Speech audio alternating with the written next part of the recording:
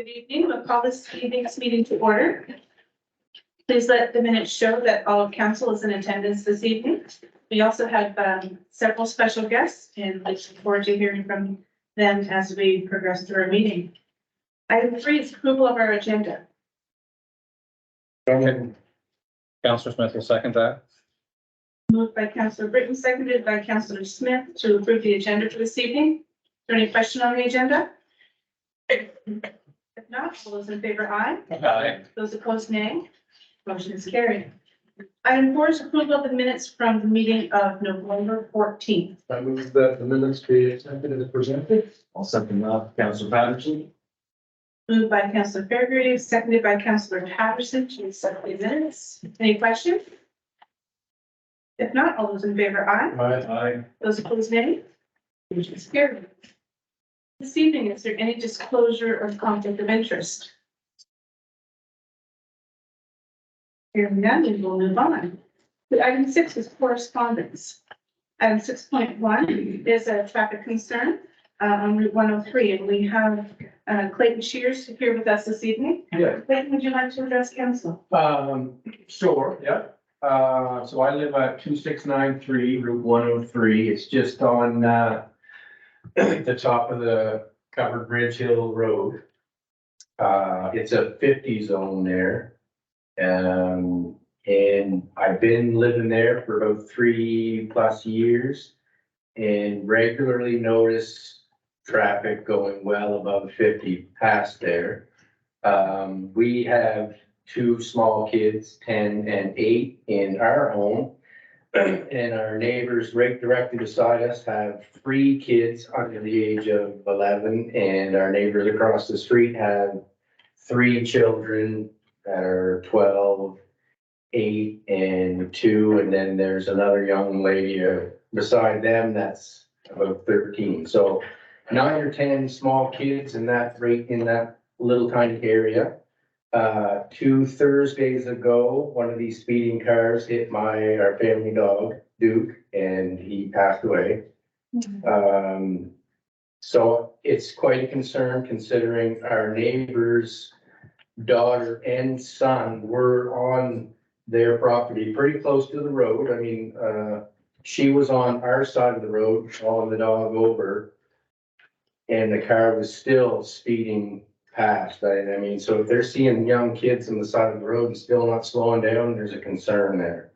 I would like to see some sort of, well, a couple of things I'd like to see. One, I'd like to see a permanent child at play slow sign right there. Second, I wouldn't mind seeing one of those your speed signs up for a few months to show that they're not doing the 50 kilometers an hour that is meant to be there. You know, I think we're all at fault for it. I come down that road every day home from work, and I do notice at times I'm doing 60. I think people just need to be re-educated that part of the road is 50. And I'm sure there's other areas in Hartland that could use it at times too, but my concern today is that area and my kids and my family and my neighbors and my other dog that I have there now. So yeah, that's what I have to say. I agree in his letter too, since the bridge has been closed, it's Yeah. almost a straight shot right through Somerville, and they're just speeding, everyone's speeding through there. The traffic has certainly picked up right past the house and it goes through there. And I would add to that, the stretch coming off of Highway 130 down into the 103 is bypassing several very busy businesses and houses. And there are a number of pedestrians that do use that area for walking and leisure, and a lot of children and elderly as well. So, you know, that whole area may need to be looked at and petitioned to DOT to, you know, reduce the speed from the 130 down to the 103, which would be, that would keep it at a 50 zone the entire way through that triangular region. And, you know, as far as the sign goes, I'm not sure what we have to do to get one. I know they can be solar powered, they're not. They're still under the jurisdiction of DTI. Yeah. Do we need a motion? do something? I think what we need to do is just assure, Mr. Shears that we will look into this for sure. And address the things that we can address, petition on your behalf and then your neighbor's behalf. Yeah, much appreciated. I will also, on our road, my parents live on the dead end, Craig Road there, right kind of the bridge show. And, there was a person who was able to obtain a children at play sign, so I can try to find out who they had to talk to specifically to get that. And, Yeah, that'd be great. see if they can, we're gonna put one up there. Yeah, I had purchased just little stand-up ones for some of their time and stuff, and it's about this big, nobody sees it. Nobody sees it. You can't keep it. I appreciate that. The DOT push those in too? Yeah, they came and put it in. I don't know who they talked to get it put in. Let's start with Mr. Martin. Well, Madam Mayor, I was going to suggest we put it to the infrastructure committee to look at that. Thank you. So we went to that, chair that committee, and that road is under jurisdiction of the province, DEI. Okay, yeah. We have developed and are continuing to develop the working relationship with the DEI there. Yeah. We will be meeting with them again in the spring, but we won't wait that long to the sign there. Yeah. But we have a meeting on January, or on the 76th. Yeah. Much appreciated. We also have some of the representation regarding speed. Question, Jason, As well, so. is it possible to include Somerville Road and 103? That's what I was suggesting. Mr. Yeah. Steers' letter addresses Route 103 in particular and the other piece that connects. Because the speeders, they're coming off the, They really are. yeah, they're coming right down to Somerville Road and they're the stop sign there, but then they're ready back up to speed again. They're speeding on both roads. There's a lot of traffic there too, like you said, people walk there Yeah. too, and I know my neighbor walks the loop, so she's always walking, and now it's getting dark out. Teresa.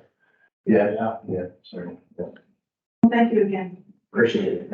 And we'll certainly, we'll leave this with the infrastructure committee for some of those issues. Just a point of information, is there a point in the day, a time of day when it's especially bad and or important that the speeding be curtailed? I would say right around after work times, you know, like 4:30, 5:30, in between there, 6 o'clock, yeah, when people are coming home from work. I mean, it's not just limited to that time, but I see people going by there all the time, but a more heavy flow of traffic at those times, and yeah, they're not slowing down. I mentioned that with the, I'll say not to be coy, with the RCMP in the room.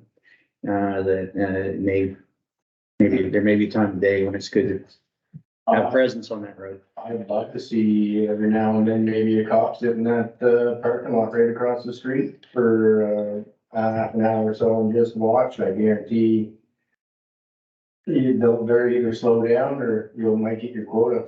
Maybe we'll get a tractor trailer or two that was caught in something like that also. I agree. Yeah. Not to labor this, but the reality is the speeding starts on the 130, which is rezoned as an 80. And obviously the high gear population as well. So it starts right out there and it continues in through that stretch of residential and business area as well. Mr. Sharp, did you have anything more to say? Yes, I was gonna say, Clayton? Yeah. Yeah, because what I can do, Clayton, is I can reach out to our traffic unit and ask them to do up a project in 103 specifically. Sure. Within the next, I can do it tomorrow if you want, or within the next few days. Yeah, much appreciated. I'll get your number and I can let you know afterwards how many tickets are given out and. Yeah. See Absolutely. You picked a good night, huh? I'd have to say, yeah. Unfortunately, it was bad circumstances that got me here, but is what it needs to happen, I think. Okay, good. Right, thank you again. And 6.2 is Valley Outreach Notice regarding Family Violence Prevention Awareness Month for November. And there is a letter in your council package that we would like to invite communities to participate in bringing awareness to Family Violence Prevention Awareness Month during the month of November. Let's light up our communities with purple lights. So I know at some point we did purchase, so do we have purple lights? We do. Okay, so. We've done that. Yeah. Okay, perfect. Thank you. Item 7 is presentations. So item 7.1 is Central Carlton Community Complex Project with Sarah PACEY and Jim Weston. So I'll just make a quick note. Jim won't be with us this evening. He was unable to attend. But we recently hired Sarah to help us lead, or actually to lead the design effort of the building. And this is really, I said there wasn't going to be a large presentation by Sarah this evening, but just an opportunity to introduce herself and to council. Great, thank you very much for having me. I'm going to just briefly give you a bit of my background for those that may not know. So for the past 7 years, I've been the Chief Administrative Officer for the town of Lawrenceville, Bristol, and most recently the District of Carlton North. And during that time, I was the lead on the Northern Carlton Recreation Center project. So I looked after everything surrounding working with the architect and the construction management team on all aspects of the project, including the design finishes, the budget, and so on. So I've got some really valuable, I think, information that I can share with you folks for your community complex. And prior to that, I also worked on many other renovations in the town of Lawrenceville, Bristol. For example, I did some things at the Civic Center, the Town Hall, the Community Hall, the Andrew and Laura McCain Library, the Art Gallery, the Shagamock Train Site, and most recently the Carlton North Medical Center. So lots of sort of municipal experience in the design front. And then prior to that, from 2005 to 2016, I had my own decorating design firm called Decorating Den Interiors that some of you may have heard of at the time. So that's kind of my background and how I think I can be helpful. We've, I guess at this point, signed a contract for me to focus on design.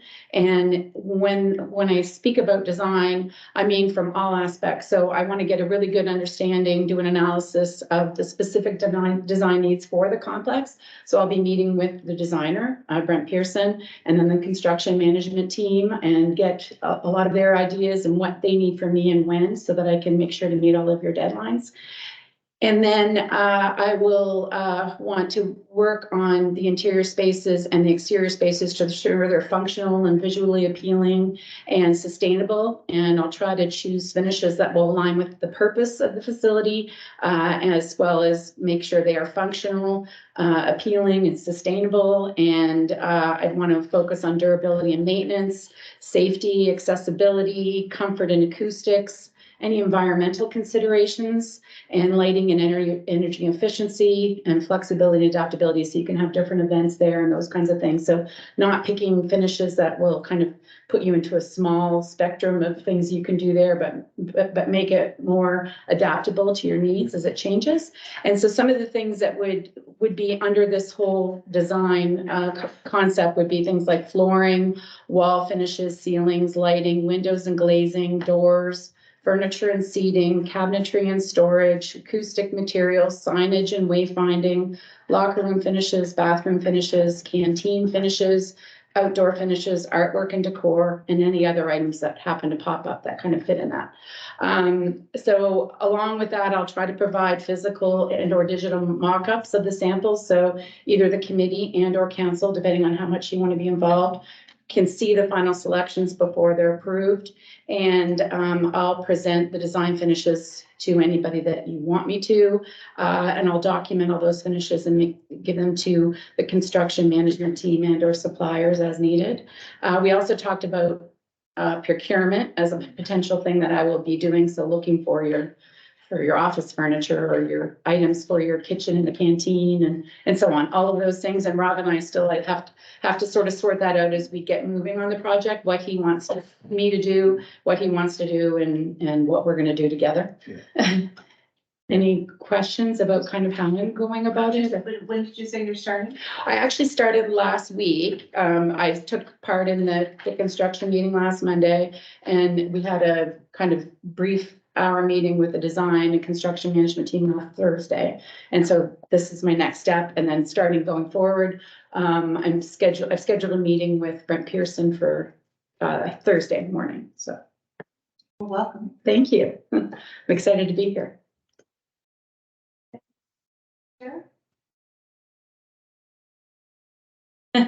Thumbs up. That's good. Thumbs up are good. He hasn't got you taking guitar lessons yet. Not yet. I haven't had any guitar lessons to speak of. Is how involved would council like to be, in the design process? Certainly something that interests me. Okay, So, I'd love to be part of that as much as you would like me to be. okay. So, Anybody else have any thoughts on that? I don't think you'd want any of these other guys. Now, listen, I wouldn't go as far as to say that. I am good Except with finishing the- touches as well. But no, with the culture, heritage, and recreation portfolio, I think it would be important that I have some input as well and would love to be part of that. Great.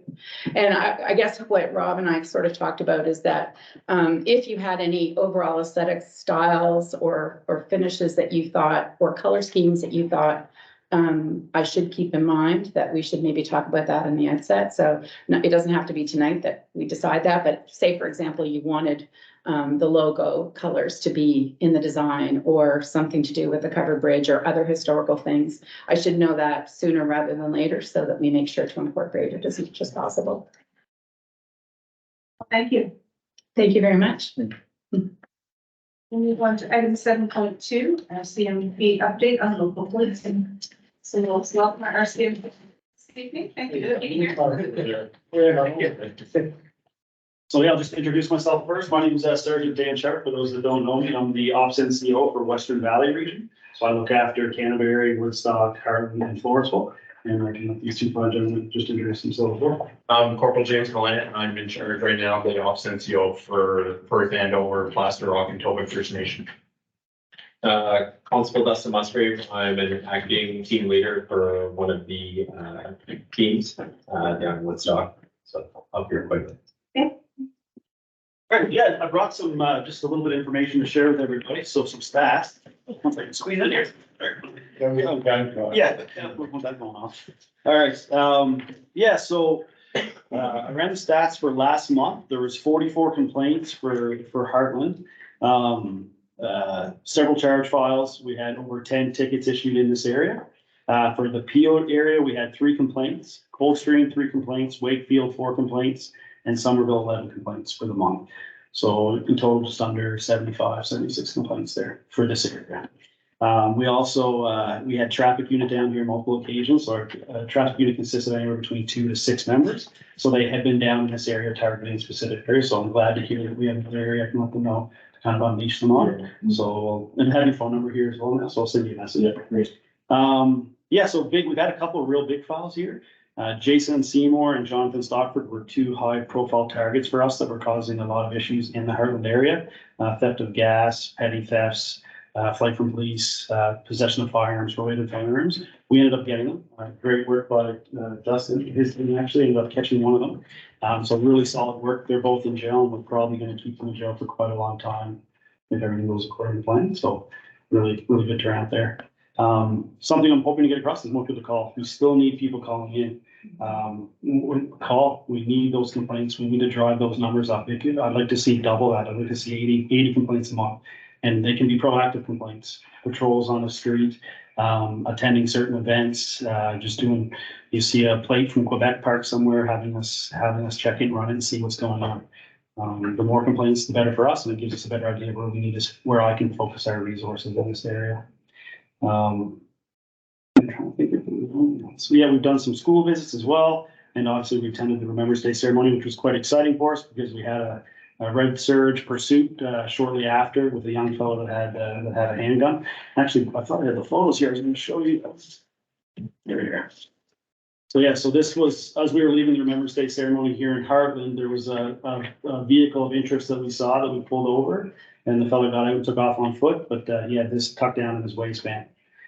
So yeah, just something that you guys are aware of here in the community as well. He was arrested and will be facing the day in court. And then we also. Is that the Beretta you referred to on your website? Beretta? Beretta handgun? Yeah. I don't think it's a Beretta, is it? No, smaller. It's a Beretta, but it's small caliber. I had, so we also got a shotgun recently, with a pistol grip on it, which I wanted to tell you guys, just so you're aware, to keep an eye out for it. But I think it's here at the moment.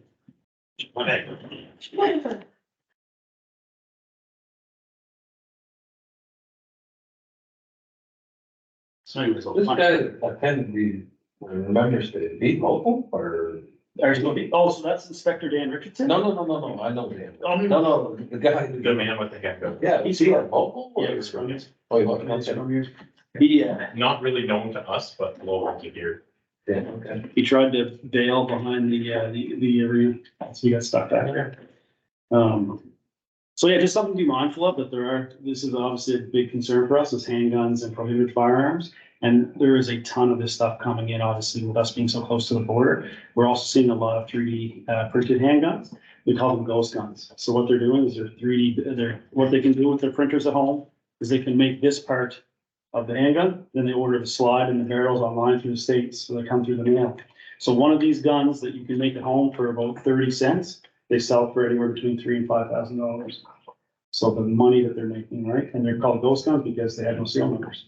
So what they can do too is that if they know the police are coming or someone's gonna bust in their house, they stick it in the microwave, turn it on for a minute and melts the gun. Yeah, so yeah, these are all the files here that we've had for this area for the last month, and I guess I can open it up if there's any kind of questions or whatever. At the beginning of your presentation, you listed some numbers for the various LSVs. Yeah. Are those normal or low, high? I haven't ran previous, like those are the first time I've ran it back. So I can find out for you, 100%. I can go back a few months and check and see. What would you say, James? I would say it's about average, like we average about 40 complaints a day for the whole RSC, so I just wondered if there's been trends that you noticed.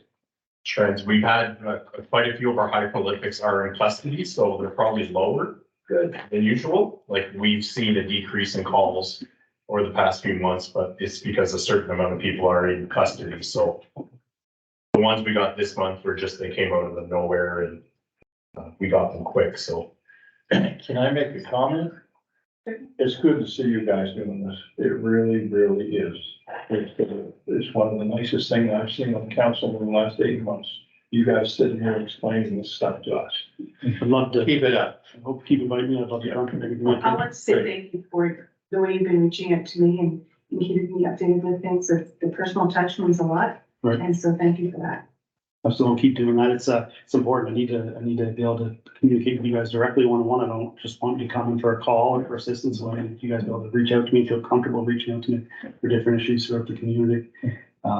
For instance, like the Lakeview incident we had just last week or over the weekend, Dustin was working with his team when we had the alert go out for the individual with the shotgun. And he had actually fired some rounds off there too. So that was escalating quite quickly, but the boys were able to get him into custody relatively quick because PDS, our dog services, was available and came out and gave us a hand. So they got him secured. So that's what I've been trying to do is every time we got to identify what we call prolific offenders, someone that's just committing offenses over and over, I make it a priority for us to get them in jail. Put as much pressure on them as possible to get them behind bars. I've even reached out to our media department and said, I want a media release to go and say, hey, Joe Smith, we're coming for you. Like, you're better off turning yourself in. They won't approve that necessarily, that approach, but I'm trying.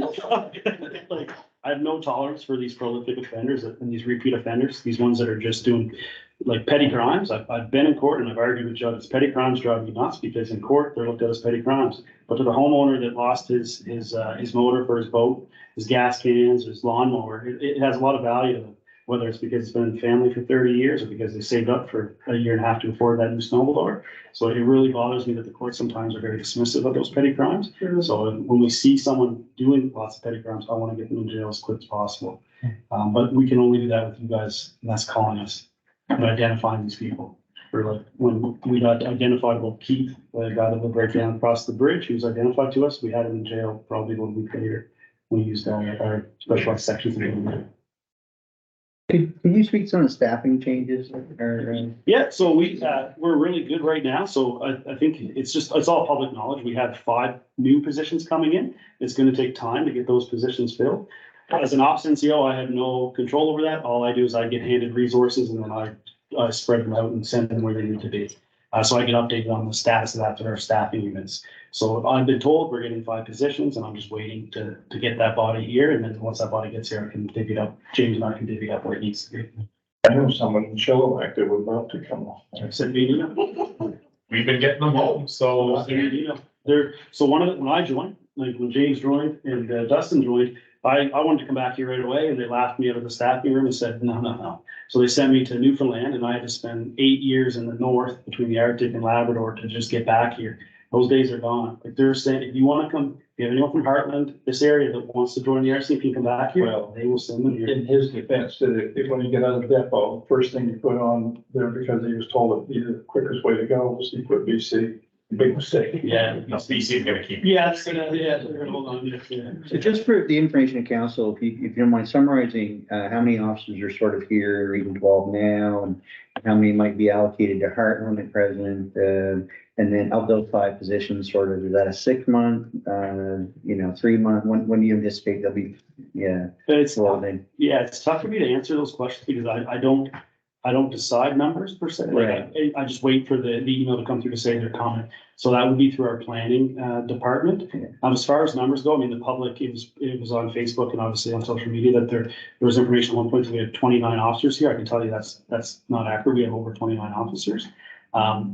As far as giving specific numbers to Hartland, I can't provide those numbers.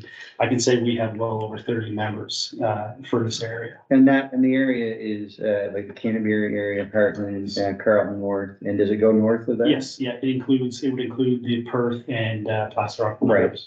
members as well. Do you go right up to Rileyville? Yes. We cover Riley Road.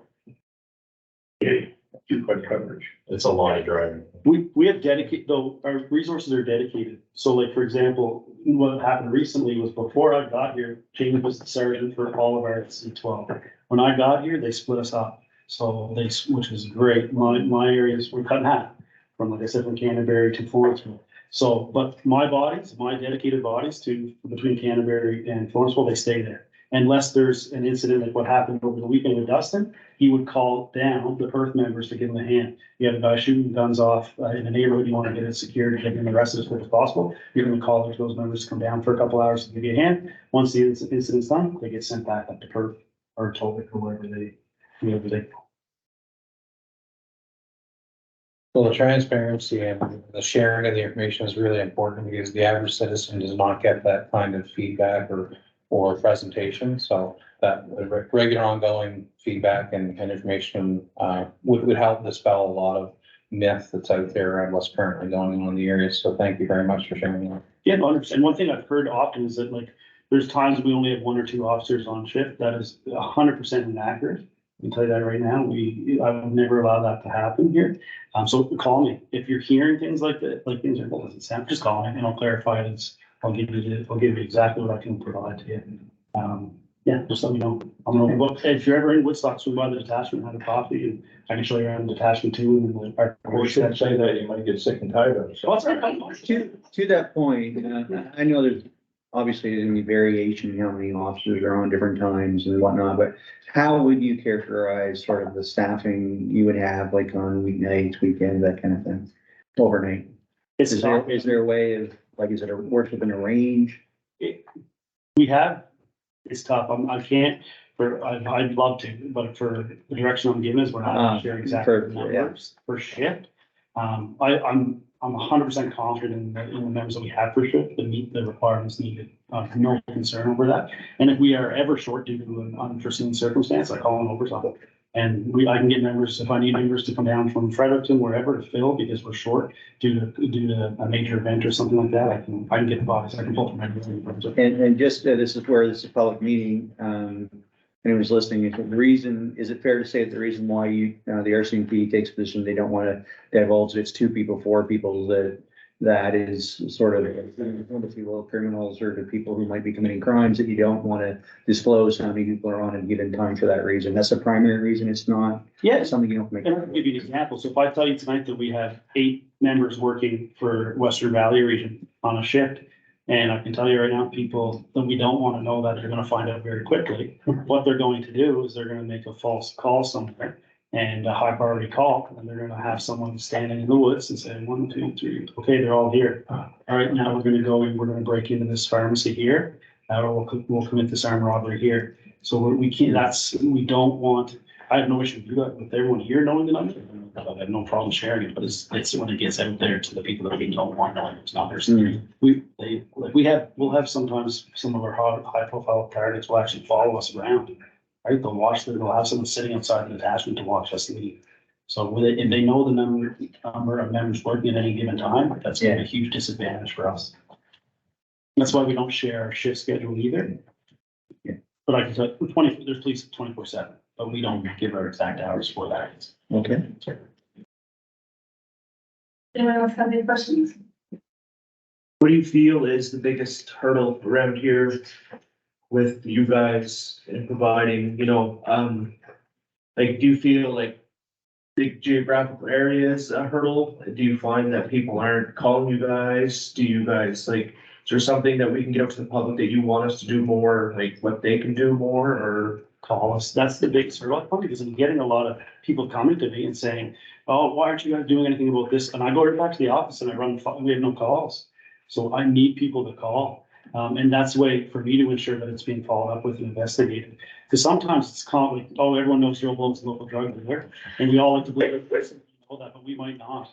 So it's important to call, and if people don't feel comfortable leaving their name, they can call them anonymous, and that file will be scrubbed. Their name won't be associated, their phone number won't be associated, but it still generates that stat.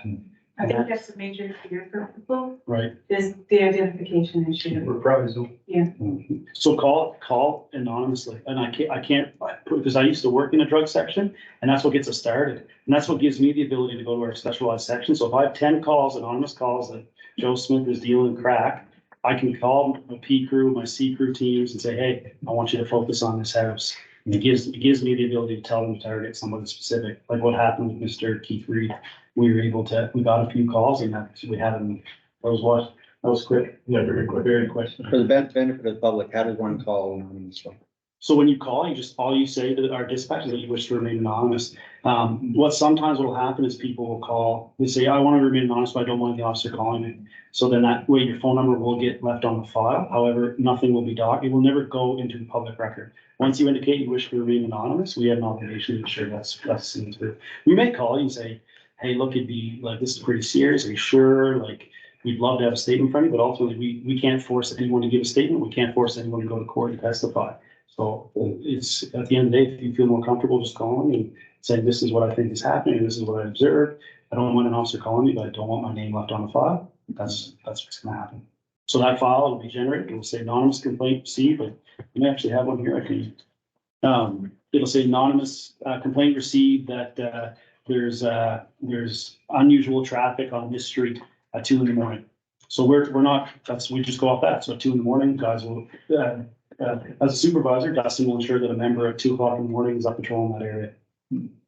So that I think speaks to what people have as either a reality or a myth in terms of when they call and share information. If I leave my name, for example, and then my birth date's asked and where I live and so on and so forth, the perception is that gets communicated, to a member over the radio, and the scanner can then figure out really quickly, this is who notified, yada, yada, yada. And then the reprisal may be there, that fear may be there for them. So is that a reality of that piece? No, so we use an encrypted radio system. It's digital. So gone are the days, like there's no one can intercept our radio communications. That's not the same with every force in New Brunswick, but with the RCMP, it's all digital. So when I first started in Newfoundland, I don't know how many times I'd go to a complaint in the house and you'd be there talking and then you'd hear, I can hear myself on the radio in the background, right? The rural Newfoundland. Yeah, Scannerland, right? Or people would follow you to the accident scene, but that doesn't happen anymore because with the digital encryptions, no one knows. There's no way, and our encryptions change constantly. So there's no way. So if I call and leave my number for a callback, does that go on a file that is then transparently read in court, for example? No. Okay. Yeah. So if you can say specifically to the OCC operator, hey, look, I'd rather you just don't say my name on the radio if you feel comfortable, and they won't. They'll just say, they'll send an email to the supervisor, which would be like Dustin, saying, hey, John's looking for a call. Can you give him a call when you're cleared from whatever matter? And then sometimes it won't even be a file because you can say, I don't really want a file. He can take the information and create one based off of this conversation with you, but leave it anonymous. So if our tipple was filed in some way, right information and so on, can any of that information be discovered that way? No, so once you've requested to be anonymous, there's no, your name will never be associated with that file for any court proceedings. And anonymous tips they're good, but they're just a starting point. So what'll happen is when we start our investigation, we'll say on November 24th, we received an anonymous tip that John Blows is dealing with crack. And then that's really just, then the investigation starts. That tip, that doesn't really, in the big scheme of things, that's not plays any factor to getting them in jail, getting them charged. It just helps us start on that person. Yeah. Thank you. One question, Mike. I know it's a frustration and boiling point for you guys. When you do catch these petty criminals or the more major criminals, and they go to court and, you know, they get their limited time and then they get let out for various reasons, they're back in the street doing the same thing. As a citizen, or you know, what can we do to let whoever we need to talk to say that we don't feel that's right? Because, I mean, we call you for complaints about people speeding where you live, but how do we tell the justice system that, you know, That's tough. we're not happy? And neither am I, like, it's frustrating, but I don't know the answer to that Or a question. better question might be, do you see a trend continuing, or are they cracking down a little harder in the last 12 or 15 months or 2 years or? Throughout my career, it's hard. Like when I started, we held everybody. You had a couple previous charges, you got held, you went to jail. Like those days are gone. Like people are getting released. Well, for serious, like, if you look in the paper, there's just a couple things from Fredericton the other day. They got released. Like I sit right in court. It blows my mind. People are being released, but we have, as the police were separated from the courts. We have like when we type up our court files, I'll get my members to say, we want this guy held, put everything in there to justify holding him. So we'll list, he's been convicted this many times, or she's been a subject of complaint this many times. She's transient. She's stolen X amount of it. We'll submit all that to try to justify holding them, but it's out of our hands. We have no way to influence the court's decision. I don't know what your thoughts are, Dustin. Like, yeah, 10 years ago, everyone was happy. There was no issue. We could hold anybody we wanted for like the first charging. Is it a trend or is it a judge by judge situation? It's a trend for us. That's what I'm seeing. Yeah, I would just say it's a societal trend. Pretrial custody, it's kind of a major thing. I mean, you're innocent until proven guilty. So sending someone to jail prior to ever having their day in court, it's a lot of weight that the courts have to put on the decision on whether or not it's justified in putting that person in jail. So it's. The additional piece, and I witnessed it several times this summer, you could have individuals with 6, 8, 10 charges pending, and it's been 4 weeks since they last seen the judge. And when they stand up front, I have counsel. I'm still waiting to procure counsel, and there's duty counsel there available, and they'll give them another 27 days or 30 days to procure that. And that may happen a couple times before the judge actually drops the gavel and says, you've had ample time, your counsel, you know, et cetera, et cetera. So I know there's probably 2 or 3 months that go by sometimes where offenders play that game of I have not had time to get counsel, which seems a bit ridiculous in today's day and age. But it sounds to me like it's, to answer your question, Councilor Patterson, that we would have to approach our member of parliament and proceed that way, because that's criminal code's federal, and those things are decided in parliament. So and we have wonderful crowns here. We have a wicked relationship with our crowns here, and they're trying. They want them in there just. So it's, yeah, I agree exactly with what you're saying on that. yeah. Well, I think it's great to see you back. Yeah, I think it's great to have local guys back here. So what is the RCMP gonna try to do to? Cause I mean, it's always been a myth, maybe it's not a myth, that you need to be bilingual to work in this province. So is that true? Like what, like, cause I hear differing stories about people who want to come back and say, oh, they can't come back because they're not bilingual and stuff like that. So is that something the RCMP is getting away from more so in this area, or? I'm a prime example. When I transferred back here, I was not bilingual. So, I could provincially, I passed the test, but I never passed the federal exam, and I never taught French when I worked in the Arctic. So I got back here. James? Yeah, I got promoted back English Essential. Joe? My entire Perth detachment is now English Essential. Yeah. So I think that's a good thing for the public to know, because I think that's a huge myth that we can't get local guys back here, because I think it's great having people from the area know the people. I think a lot of people think that all these officers are coming, they're not staying here, they're here for 6 months and they leave, so I think that's, and I'm putting, like, I'm kind of cherry picking guys that I know from this area that are posted out west, and I'm emailing them saying, hey, you're gonna come back. And then putting their names forward. I would love to fill up every one of my positions with people that are from Carleton County. that's Two of the best people to police Carleton County, people that grew up here, know the area, know what it's like to grow up here and want to be here long term. Because when I grew up here, we knew the officers, right? They were from the area, we've seen them all around, and I think over the years, by design or by staffing issues, I think that's kind of what, there's been a disconnect between the public and the RCMP to that extent, right? So it's good to hear that you guys, taking steps to get it back.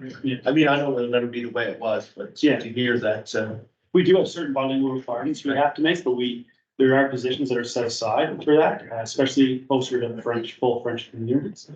But it's changed. When I first came, that was a huge factor for my ability not to come back to New Brunswick, where that's due to no longer. If someone wants to come back to New Brunswick, they're gonna come back. it's great, because it's good. So I want to say thank you to all of you for coming. I think the information that you've shared is very important, but I think most of all, the fact that you encourage us to call. And I want to say keep encouraging us to call, because that's not a new line that we've heard. We've shared with our community. And I know that personally, each time I speak with someone who has a complaint or a concern, I say, call. And of course, they give me reasons why they will or won't, but I still encourage them to call. But the fact that you've spoken about so clearly about people being able to give anonymous calls, I think that will open up a new opportunity for our community, even to have more things reported. Because I think that concern of privacy, the fear of it, I think it's good that you've solidified in our minds that that is no longer something they need to be fearful of. So thank you for that. I have a question and a point of clarification, and I'll start with the point of clarification. When we say guys, we mean all persons that might want to wear the uniform. Sometimes we do that, and I've caught myself doing it, but I know that we have female and otherwise gendered people who would like to come back and work in the area that grew up here. So that's my point of clarification. And secondly, when did you return to the area and take over the position you had? So I transferred back to, my first posting here was in Ormonthal in 2020, and I arrived in Woodstock. I started in September, I believe, September. Yeah, September. Yeah, the end of September. This September? Yeah. Okay, so as a note, the presence in this area has been devoid for some time. And members would also say that visit the Euston Police here, we don't recognize the community. So in the last 4 months, 3 to 4 months, we've seen tremendous change in presence and engagement. And I think that needs to be noted too. And maybe that's a credit to some of the work and the focus you aligned here with your teammates. Thank you. Question, where is Inspector Richardson station? So he oversees some of our specialized sections in Fredericton. And I've talked to him numerous times. He'd love to come back I and had a work chance here. to talk to him on the members day, I couldn't see him. He'd love to come back. He's very highly ranked, and we don't have that high of a ranked position. He's highly. I don't know. It's the boss, yeah. I'll have to speak to someone. Thank you very much for coming. all. Yeah, I just want to say, just sorry, one more. So any events coming up, like Santa Claus parades, please, whoever, I don't know, who should I be reaching out to about that? Is there a specific, just to make sure that if you guys are having one, or you missed You it? can reach out to me. Oh, perfect. Okay. Yeah, and the other thing we talked about, Rob, briefly, is I'd love to see a battle of the badge.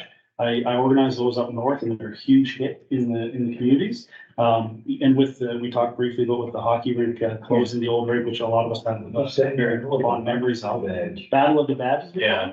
So it's like RCMP versus fire, like hockey game. Mayor Machine does that quite a bit, yeah. I think we should do that. Absolutely. Yeah. We take you suckers on basketball. Too short, so yeah, I'll cheer. Tanya's right over there. We have a committee struck that's looking at some activities for closing out the old rink. Awesome. Target. I think it would go well, it'd go well. Because we have like red serge uniforms that we could wear, but whatever you guys need, we'd love to participate. I know it's a huge hit. With the fire chief sharpen the skates. I've met him on since 44. Don't you know? We have to mix the teams up a bit. 44. I said age 44. Not a year. That's me. Yeah, that's you. Yeah. Well, thank you again. Thank you. And if there's anything else I can bring to a follow-up meeting, just let me know. If you want me to gear the presentation with different stats, things like that, just let me know. I agree. That's what you see. Thank you. Thank you. Appreciate it. Everyone. See you tonight. Oh, Gary.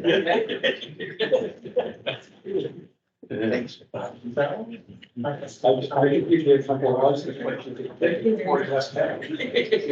When those traffic guys come in.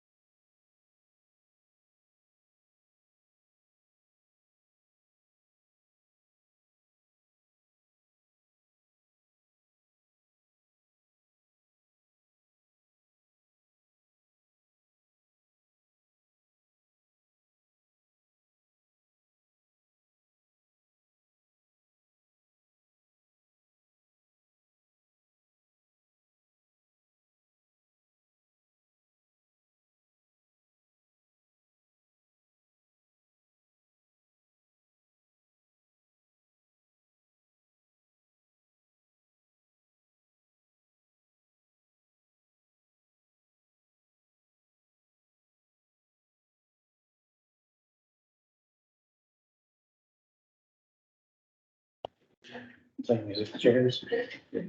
Okay, so we'll get back to business here. Sorry for all of the movement, just a few things to take care of. Okay, we'll move on to item 8, which is council and committee reports.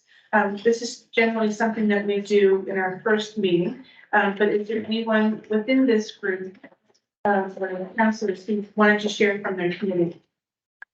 Anything you want to share now? If I may, your worship, just an upcoming, December sixth, Wednesday afternoon, finance and infrastructure will meet again, and one of the things that we will be focusing on during that communication will be identifying all of our projects and endeavors that are listed either as capital budget items or something from operational budget. So And that's this Wednesday, that's next so Wednesday. next Wednesday. And we'll report back to council, just so that everyone has an understanding of where our priorities will lie for 2024.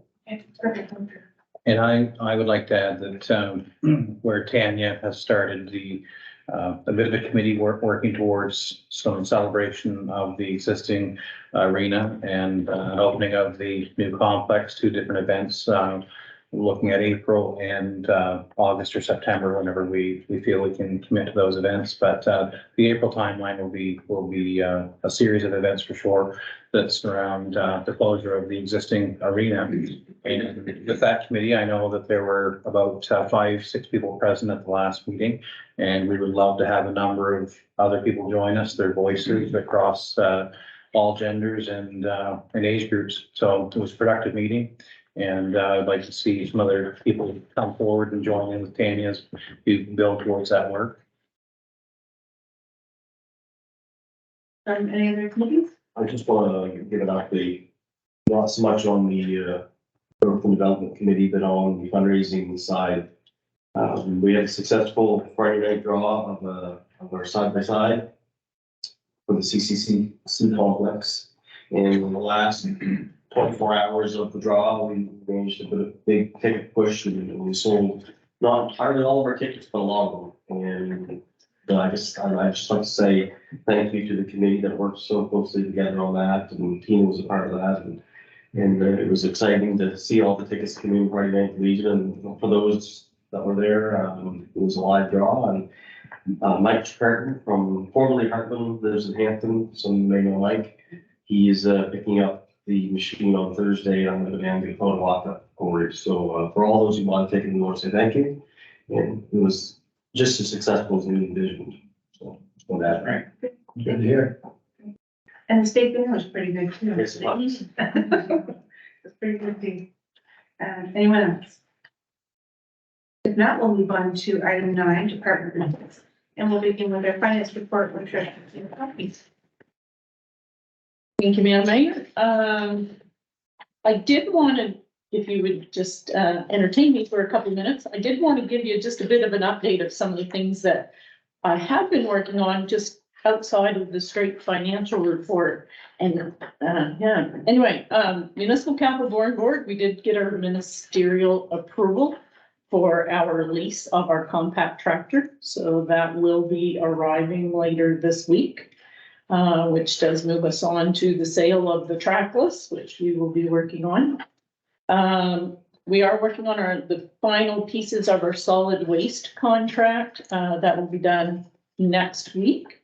We're working on our 2024 insurance renewal and extensions on our insurance with regard to our complex. Went through a 2-day training process last week, went to what's called Financial Money Matters, put on by AMANB. It was an excellent course on budgeting, including capital budgets, our asset management plan, MCBB, public procurement, and RDC was there, including gas tax representatives that we work with. So it was really great to actually have a face-to-face with them. It was good. The water and sewer bylaw, we've been working on that, updating, of course, for our 2024 pricing. And our final meter billing will be out this week for 2023. And we are in the process of training Jennifer as payroll backup as one of the necessary processes that we have in finance. So, and of course, our budget review. We submitted our budget to the province and they have come back with a couple of questions, mainly related to differences between how we budgeted for 2023 on a particular line item versus our budget for 2024. We did have to make one change. Our fire budget for, our cost to other communities plus other communities' cost to us. Those come in after but they were actually finalized for what pieces flow back and forth between the entities. They were finalized after we submitted. So that actually netted us a gain of $29,863 that we will actually be billing out versus what's coming into us from Lakeville is the only place where we will receive an invoice. So I talked with our CAO, and we have decided that one of our primary objectives for 2024, of course, is to build our reserves, both our operating reserves and our capital reserves. And based on some of the training that I received last week, that is a very good approach for us to take. Actually, a comment was made because we said, you know, how do you take a community that doesn't have a lot of savings and actually build? And the comment was given to us that you eat an elephant one bite at a time. So you got to start small and you got to start somewhere and you've got to move towards it. So the suggestion that we are asking council, because we do have to ask you to make a motion to reapprove the budget, is to put $20,000 of that into a general capital reserve and the remaining 19,863 into an operating reserve, so that if we did need those funds, we have them available in our general budget. So That's not on the agenda for tonight though, is it? No. it was, we just found that out today. So that came to us today and we finalized that today. They came to us with the increase, but we didn't want to sign off until we actually knew what was coming from the other direction, because last year that was a $15,000 hit that we weren't anticipating, but we did get it back through ELG because it was a surprise to us. So I would ask that there be a motion to accept that recommendation and to reapprove the budget. I move that the recommendation be accepted and that we reapprove the amended budget that had been submitted to the province. I can add. Moved and seconded, and the motion put before you. Any question on that? I do have a question. Tina, you said that money that came to us in surplus or coming back to us was from what area of revenue? So it's in our shared services Okay. for fire Okay, that's is what I thought. where it is, where it started from. So it's pluses and minuses, And- only one minus. And would our intention with the 20,000 in the general operating budget be to potentially use that money for some of the infrastructure that we need to replace within our protective services? No. What we call the reserve, is it not? That's going, you said it's going in the general operating. Part of it's going to general operating and 20,000 of it is going to general capital. So it could be used specifically for fire, but we already have a $50,000 reserve that we have in our fire budget for capital there. But again, we don't have. General operating would provide us with the flexibility Right. we may desire down the road. To move it if we needed to. I just mentioned that because I know that is a major expense that is coming before us within the next couple of years for sure. And the more we were able to put there as a reserve means the less we have to tax ourselves later when it comes time for purchase. So That's 2026. right. Correct. Thank you. Any further questions? So, okay, Go ahead. since he started something, well, turn the other hat on here. Why wouldn't it be put, if it's for fire protection, why wasn't it put in the reserve for the fire, reserve for the fire department? I may take it as, when we look at that, we were looking at the fact that a couple things, starting with putting in general capital reserve. We have fairly low general capital reserve this year. And if you look at the total, whether it's road work, vehicle replacement, other things that potentially contribute, I think we're, what is it, 20 this year? What is the general capital without making an adjustment at present? Remember that? Present? Yeah, Uh, it was between 20 and 30. It was low. And we know the loader, various things coming at us only 2 or 3 years from now. And we know that with road work, we've been able to do quite a bit of road work the last 2 to 3 years because we had unspent gas tax funds. Those now are no longer unspent. And so we're just getting what we get annually. So in consideration of that, we thought 20,000 to general capital, which takes it to something like 40, somewhere between 40 and 45 for all that. Just the second quick thing is that the other 19, we put in general operating reserve, which is kind of a different matter in that it gives you a lot more flexibility. If you get hit with, having to do any kind of spends you didn't anticipate, the largest one, and Tina brought this back, is information from the session she had. If you have a really bad winter, and you have to go through more salt and sand than you anticipate, or the truck repairs, we have old vehicles right now that we have. That we're right now when the repairs we anticipated we'd have on that loader that went out. Now we find there's additional work that has to get done, or I shouldn't say now, we found that out about 2 weeks ago, but in any event, recently.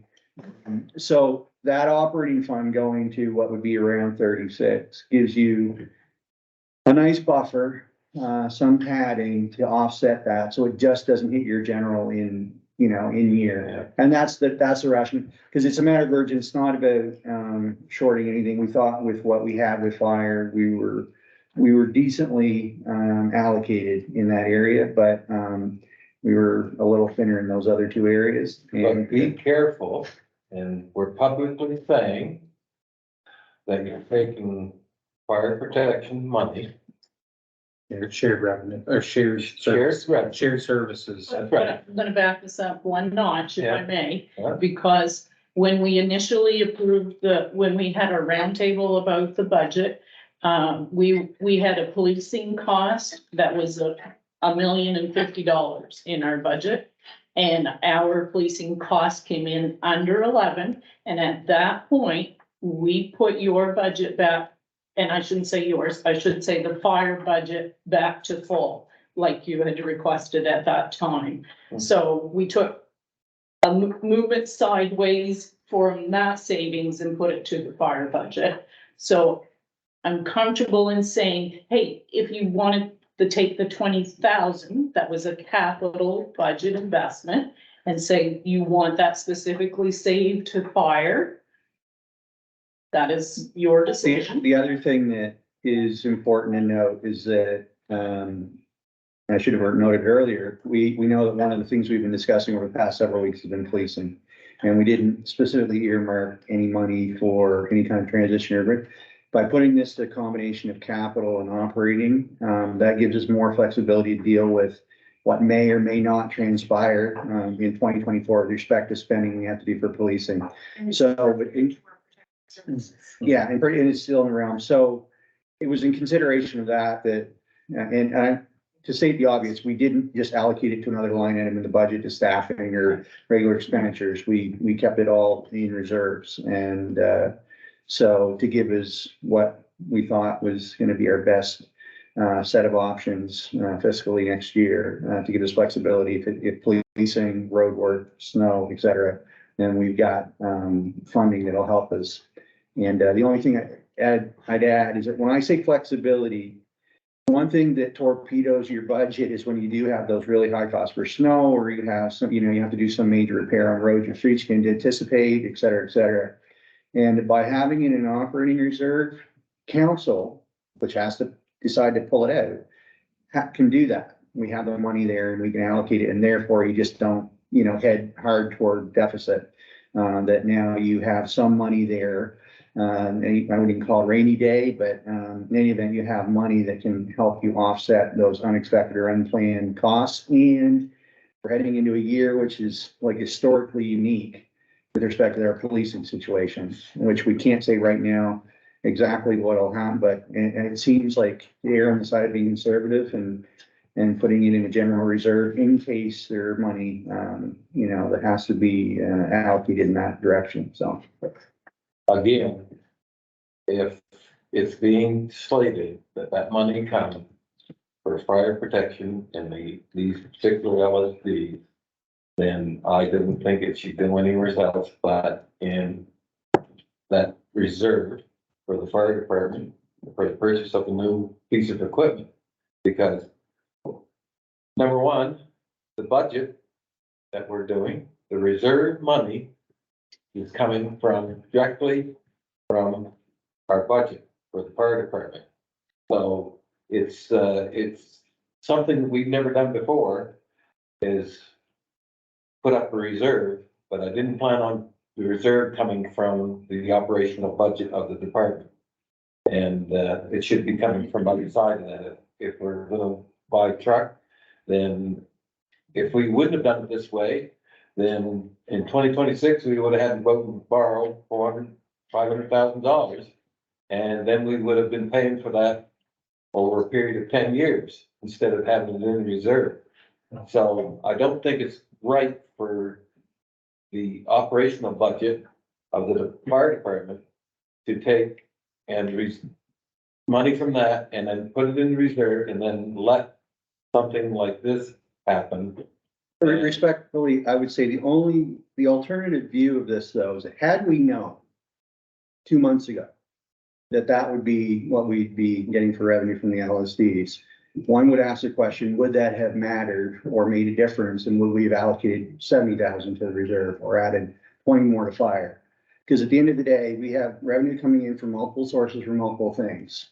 And so we set a fire budget, as the treasurer mentioned, that was back to full from what it was last year. And my view would be, had we known this 2 months ago, we would not have added it to the fire budget. The fire budget would be where it was, and we would have allocated that money in any number of channels. But it is only a matter of coincidence that they were late getting us with this information. I don't think it would have changed, and I don't think the fact that they were late getting us this information or telling us this, should have the effect of distorting how we would have looked at allocating those funds. And one of the recommendations actually from the province was that we carry it as a surplus forward 2 years. Whereas we're trying to say we would like to have it available for council to be able to use it for their capital budget. Again, if you want to make it specific, and their operating reserve, so that it gives us flexibility. And the only piece, and I think what I heard clearly articulated, Tina, was that the money that came in was returned funds or surplus from shared services. And that could cover a variety of things that we would allocate money towards that are shared services specifically. Is that right? I don't know, I think it's important to make it Fire, it's not for police. But understand that if we only funded the fire department from what we were getting from other municipalities, the fire department would have a budget of about $50,000. So to think that is the bait, like, it's merely a matter of timing here as to when that money happened to become apparent. They were putting the fire budget together. Sure. So, and we get, most of our revenue comes from taxes. And a portion of that gets allocated to the fire department, public works, and on it goes as the infrastructure can get. So the way that Tina has indicated this money has been allocated. And the fact that the province brought up the fact that they may wish us to carry it forward as a surplus. Plus the fact that we're 30 days away from year end. Are we in a surplus position? It appears we will be. It's just to be clear though, are we talking about two slightly different things? We're in a surplus position for this year, 2023. And then we found out that there were these extra funds net funds, I might add, we also found out what $4,600 or something we would have to pay Florenceville or, I shouldn't say Florenceville, Carroll North. And then we would be getting money from Peel and other people for our coverage. So we found out when you add and subtract that, we're getting X amount more, as Tina's indicated. And that also it happens, I think we're tracking to be in a slight deficit in the water, 10,000 roughly, I think it is. And we are tracking to be, well, you can see from the financial report, which Tina's going to present shortly, in a reasonably good surplus position in the general, you know, with a little more than a month left to go in the calendar year. So that money, what Tina, and she'll probably speak to this, is that council will have one more meeting before year end. We are preparing now to try and figure out what number we're going to arrive at to be able to put in a reserve for year end. So we go close to zero, you know, and the treasurer will speak to that in a moment. So we're on the floor. It's still there. Is there any further question? Well, from a safety net perspective, where is the safest place for the money, the surplus, given the needs that we have, that we predict will be ahead of us? It's in both of these funds, correct? It's in, to put it in reserves, where you choose to put the reserve is council's decision. You still have the motion on the floor. Yes. We're doing our questions and then we'll present the question. I'm done. Okay. If there is no further question, all those in favor signify by saying aye. Aye. Those opposed, nay. Nay. Motion is carried. Okay. Tina, would you like to continue on? Okay, so continuing on with October. In October, we did come ahead on our overall projections for year end. We brought in $14,000 in additional revenue, that being our quarterly permit revenue that we received from the RSC, and we received $8,200 in interest revenue on our accounts. On the expense side, our fire packs come in for $56,000, which did bring us up to budget on that account. We did the town hall temporary roof repair, $2,175. We have added Lauren as our public works winter helper to bring overtime and to make that whole process easier. So he started getting his first pay. The Tourist Bureau windows, which was shared 50% with Hartland Freshmart, that was $4,850. The brine pump, which you have heard much about, cost us about $8,900 for that full repair, including repainting the logos. And we had a back pay for Lakeshore that we owed them propane for the season, and it was just an issue with some missing invoices. So that was an additional $2,000 that came in October. That being said, because our expenses came in lower than an average month overall, it improved our situation. We are now trending, if you take a look at your year-end forecast, we are anticipating, if all things remain equal, and if you take a look at it, we divide out, it's getting easier because there's less months to deal with for sure. But the non-discretionary, of course, our monthly charges that we deal with are still going to be about $500,000 on our general. And we only have $120,000 roughly in discretionary spending. So that can be blown out of the water, unfortunately, fairly quickly.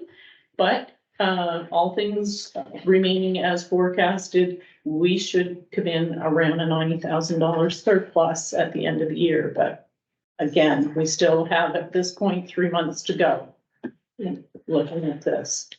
For our water and sewer, we did have an improvement again in our water and sewer because again, our expenses came in lower than an average month expenses.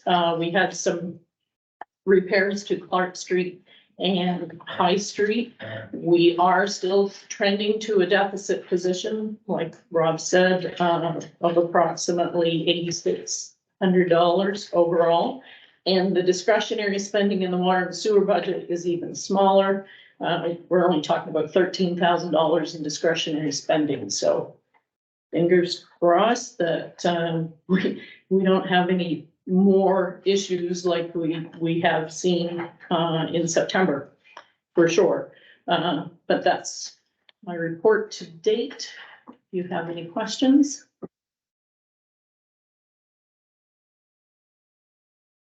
Virginia? We have almost all the same. They have it all stockpiled. They have a stockpile. And when Paid they're, for. yeah, yeah. But I mean, whether it lasts the whole, we think it will, but Yeah. Mother Nature has something to say about that. Thank you, Tim. Move on to 9.2, communications and development. Thank you. So social media posts, I provided my report to council, but I'll give it a quick review. So for social media, the star of the social media post was a post to introduce Harry and Rebecca, who are the new operators of the Hartland Arena Canteen. And in true Hartland spirit, the post received loads of comments, shares, reactions, and all of that. And so there were a lot of well wishes to them on that and welcoming them to the community. So that was really nice to see. The canteen is called Husky's Grill and will be open for every Husky game, and we'll have the weekend specials during tournaments as well. Under community engagement, so we have secured a SurveyMonkey subscription. It's been activated, and I'll be working with the team leads to create a survey each month to engage the public on a variety of topics. So if any members of council have a specific topic that you'd like a survey done, please discuss it with the CAO and he'll pass along accordingly. We're aiming for short surveys so that we can get lots of participation, and once somebody fills one out once and sees how easy it is, they'll probably be filling the next one out when they see that come along. And I have been using the notification system. So I did send one advising of the public skating on Sundays from 5:30 to 7 p.m. and also another one advising of the tree lighting event on December 1st at 6 p.m. I am seeing where there's some kinks in the system of email addresses. They're not going through, so I'm working my way through that with the provider and with our IT department. I think we figured out what it was today. So hopefully we'll get that one fixed up for the next one, but it's a matter of, there was probably 2 or 3 dozen emails that bounced back undeliverable. So it's not a huge issue, but there are some folks who signed up who aren't getting those notices yet. And I have also provided a draft copy of the Hartland Happenings newsletter. So the first newsletter, you'll see there's a few blanks that I still have to fill in. My plan is to have that submitted to the printing company by December 15th so that I can get the newsletters picked up before the new year. And then that way, when I'm back at that first week of January, I'll be able to get them over to the post office, and we'll be doing a direct mail, a drop mail, I guess, to all Hartland residents and businesses. And that is going to be paid for through that environment and local government funding, a portion of that. So that was to cover the printing of it and the distribution through Canada Post as well. So that's all taken care of. That's all covered. Quick copy of your printer? Yes. Under grants and funding, so the Carlton North Community Foundation approved our application for $10,000 towards the scoreboard at the community complex. And they do usually do an oversized check presentation. So would it be okay, Mayor DeMerchant, if I offered you to do the photo op with that? okay, I'll reach out to them, and I've already thanked them for their contribution to that project, but I'll reach out again and volunteer you for that. And an application for funding has been submitted to RDC, the Regional Development Corporation, for $195,638 on project expenses, which would equal $54,722 of funding. And most of those expenses are already incurred in 2023. So that's money that we'll be getting back that we weren't planning to, which is always a great thing. And it also included some of the library repairs as well. So the flooring in the children area and stairs and refinishing the gallery floor. So while I am waiting to get the written confirmation that we have funding, I'm working at getting the quotes on that because we have to have that money spent and be able to submit not just the invoice, but the cleared check as well. In order to get reimbursed, we have to have that submitted before the end of March. So I'm trying to get things lined up so that we can get those contractors ready to roll just as soon as they give me the approval on those. Under planning and development, so the former high school, the former high school rezoning. So since the town owns a parcel of land next to that, council has received a letter advising of the proposed rezoning. So that was in your council package. That was the one from the Regional Service Commission. What looks like this. So if council has any feedback that they would like me to, or I should say like the CAO, I guess the clerk, to pass along, we can do that. The PRAC meeting is actually tomorrow night, so I'll be attending that by Zoom. And however, if there's anything that you want passed along so that they can consider it, please let me know if there's anything there. Then we have, I had a meeting with NB Power's electric vehicle charging station department to see if they would consider installing a charging station in the library parking lot and take sole responsibility for operating and maintaining it since NB Power owns that land. So they're going to consider it. There aren't any programs right now that they're looking to do, but they said usually in the new year, something will pop up. So they're going to keep me posted on that if there's an opportunity. And I met with a developer and RDC about RDC's pre-construction and infrastructure fund that could assist with 75% of the street construction as well as water and sewer main extensions. So we're continuing with those conversations. We're waiting for the town's civil engineer, Dylan. They're supposed to be coming for a visit to look at some other things. So they're going to look at that site as well to see if they can give some feedback on where the street should be and where the water and sewer mains should be coming into it. So we want to have that information so that we can move forward with the conversations with RDC. Is that for the property between Clark and Hawthorne? No, that is for the property near the pool. Okay. So in that area. I have, under economic development, so I've been talking with the owner of the Tabernacle, which is the venue that used to be the St. John Valley Bible Camp. So I was trying to see if they could develop a weekend package for the eclipse.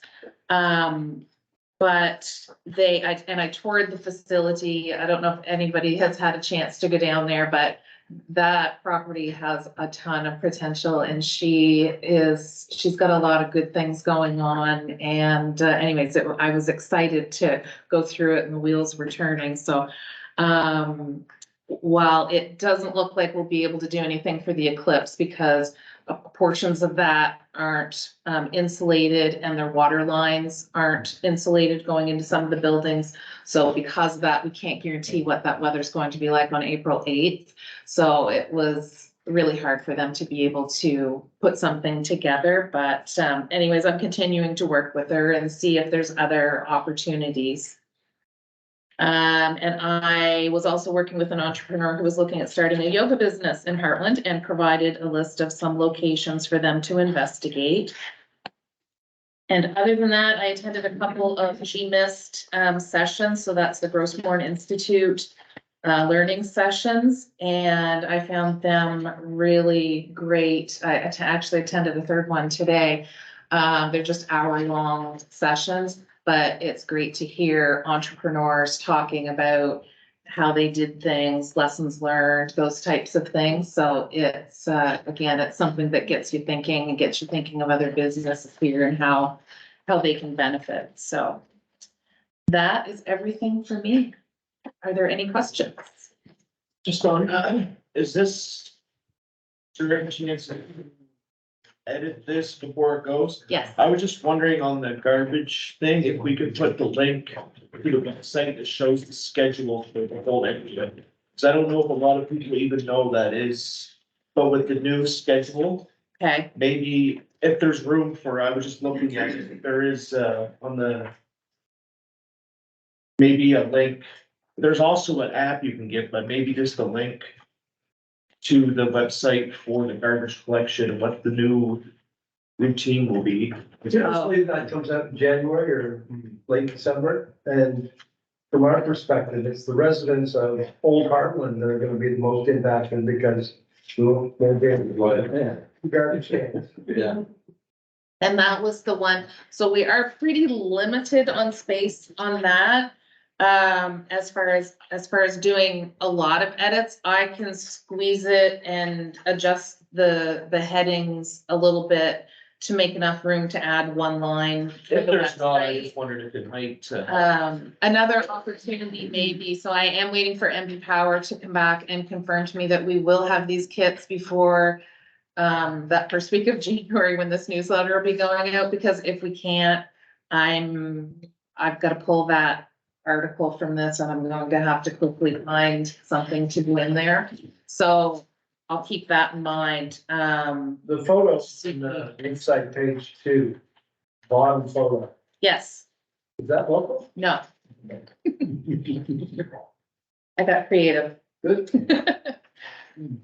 The only addition that I think would be helpful for people in looking at the budget and tax increase and so on, is that one note, one sentence is probably, if we could find the space, that speaks to the fact that we did not see a 7.5 cent increase for the complex, which was slated to take effect this year, right? That- Well, I've got a couple of concerns on that edit, and, you know, I don't want to. Some small property tax rate increases, well, small is a relative term to people that are pinched close to their wallet and having a hard time making ends meet. So, you know, other municipalities, certainly in New Brunswick, I've seen 7% increases.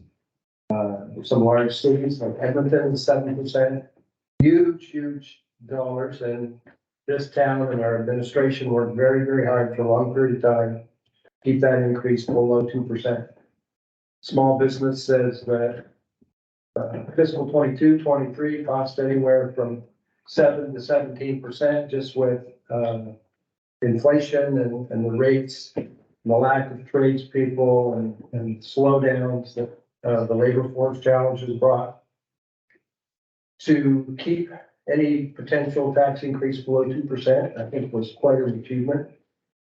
And I think that's underplayed. So a few minor edits. Yeah, I think the first sentence of the second paragraph can just simply deduct some small. You can just start with property tax increases and submit it. Well, Then at your point, we can supplement with other, Just editorial. yeah. Yeah, the highlight of it, that it's less than 2%, when it could have very well been a 7.5% increase just on the complex alone, right? But through the amalgamation and so on, we, make other decisions with our taxation. So by the time that newsletter goes out, we'll feel comfortable about our surplus. But this is beautiful. Thank you very much. Yeah, that's very good. Lovely, that's very lovely. Yeah, I don't think it will go in the garbage very quickly. Well, that's why I put lots of pictures. That's usually what keeps people looking and actually reading the letters that are on the page. Had Stewart going there. And you need a photo of the three with people around it.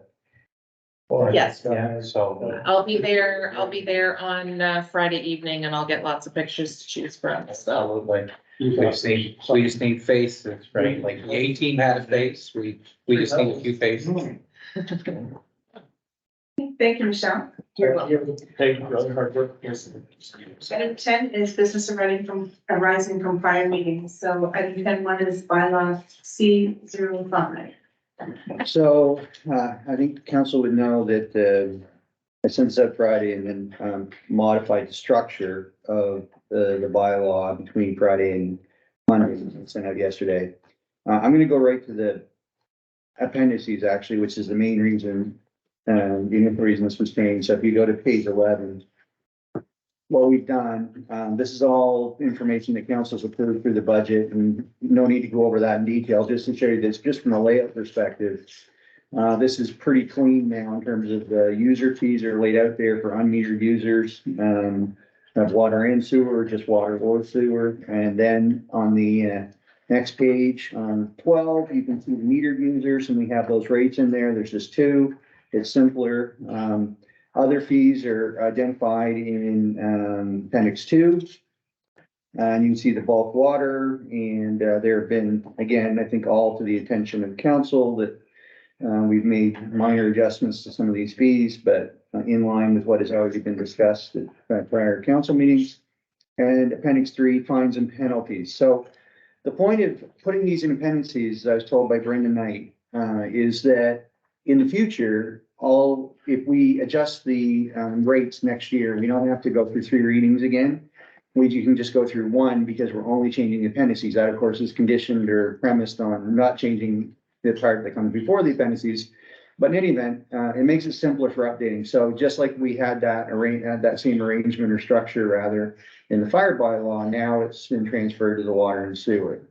So that's for convenience in the future. And it also, I think, quite frankly, in the body of the bylaw, it all references appendix 1, 2, or 3 for rates. So all the rate information has been taken out of the bylaw body and put into the appendices. So it doesn't say it'll cost $100 for this or $10 for that. So it's a cleaner read for people who read the bylaw, and it's more updatable in the future. And then from a structure standpoint, I'll just say what we've done is not being the treasurer and I sort of reviewed this multiple times, and I was never really content with the way it was structured. I just think it was difficult to read. So what I did was restructure it based around types of points, if you will. Municipal operation of water and sewer system on 2, connecting to the water system, page 3.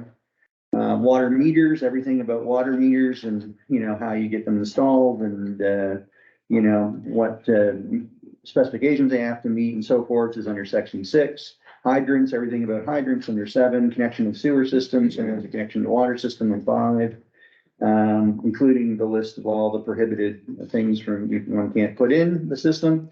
Then a section on disconnection on page 7, again. Now, a couple key points coming down the way. Repair and maintenance. So one of the concerns we had all along, and this is section 10 on page 8, is just to try and make as plainly as we could, to put as plainly to people reading it as what their respective responsibilities for repair and maintenance were between the town and residents or users of the water system. So here in 10.1 and 10.2, it just draws a very clean contrast between the municipality basically pays for everything that's located within municipal property, including the right of way, and the owner pays for everything that's on their own property. So, and there's no ambiguity or difficulty in discerning that, I'd say.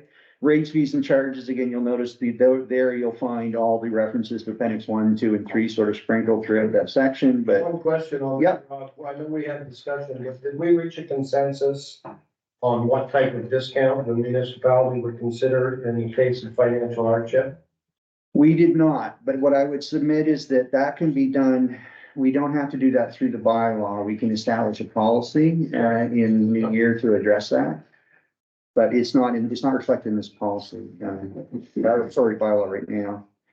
Fines and penalties, again, just references, liability, there. We made a fairly clear statement. I might add, in 13.1. That statement is based on the statement that is in, the city of Fredericton's bylaw. So it is a very slight adjustment from what we had previously. There was some slightly different language, that was sort of presented as alternatives, but in the end of the day, I suppose I elected to essentially reflect or use the language that was in the city of Fredericton's current bylaw with respect to liability. So that is there, and outside that, that's about it. And so it's just, I think it's a bylaw that now is it's clarified a few things. There was also in the existing bylaw some noise or inconsistency would be the better way of saying it, between the use of certain terms: owner, user, renter, leaseholder. So we've gone across the board defining owner under definition. So that's cleaner as well. So there isn't any potential confusion. When we refer to a leaseholder or owner in one place and an owner in another, and a user in another. So et cetera. So that is the summary there of the changes. Will this version be posted on our website for public consultation? It can be, if we decide to, yes, we could do that. Now, what I would suggest, I did offer council the opportunity for a reading of this today, but what we can do instead, we have one more meeting before year end. I think it'd be advisable to get this out. Billing does take place in March. That's kind of the most critical deadline to meet. I think the sooner it's published, the better, but in consideration of that, it would be a prudent thing, I think, perhaps to post it and not, we could elect to defer the vote on the first and second reading today to have a longer, because we saw with the fire bylaw that there was a bit of reverberation from the public on that. So we could just elect to do that. And I would encourage anyone any councillor who's not had the opportunity to sort of have a read, because I did, we distributed it late, to really read through it, stem to stern, as they say. And if you do see anything that's ambiguous or unclear, that it come back and we'll look at addressing it. Well, I think I don't benefit from these services. However, knowing that we did have a lot of feedback from the public on the fire bylaw, it probably would be prudent to let folks have a glance at this. Because we saw what happened with fire bylaw, that we tried to go through a first and second reading and people hadn't had a chance to properly articulate their viewpoints and concerns. And on page 15, underneath fines and penalties, I know sometimes people wonder who or why or what we do with penalties or fines, but the discrepancy that's here isn't to give any one person ultimate authority or power. It's just to give perspective on the fact that anytime we do something that brings back legal ramifications, if we were sitting before a judge, they would judge all of us based on our means to pay for the offense, right? Mm-hmm. So I just think that maybe that could be noted for the public too, that no one's trying to say that we have, for lack of a better term, an evil overlord deciding how much someone's gonna pay. The discretion's there to consider a person's position and their needs.